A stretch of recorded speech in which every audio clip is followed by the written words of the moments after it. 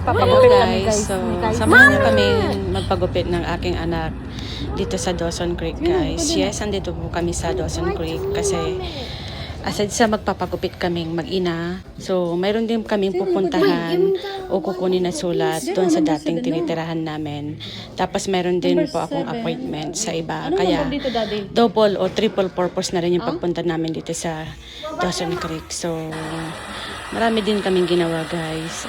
Pagkatapos niyan is kumuha kami ng plate number doon sa pangalawang sasakyan namin para magamit down namin yung pangalawang sasakyan.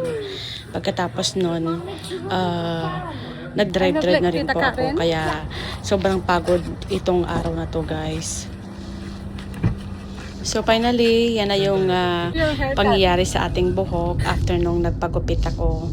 So, dito sa Canada guys, hindi ako na talaga nagpapagupit sa mga salon dito. Anak ko lang tsaka asawa ko lang nagpapagupit. So, kung tatanungin nyo paano ako naggugupit, syempre nagpapagupit na ako ng straight sa aking jowa.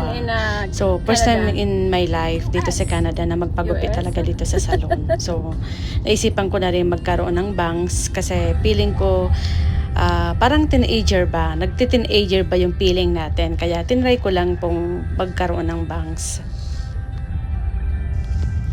Siyempre dahil malapit na rin po yung pasukan, so nagpagupit na rin yung anak ko kasi humaba na rin po yung buhok niya simula nung nagbakasyon kami ng Pilipinas noong April. So ayan yung gupit niya.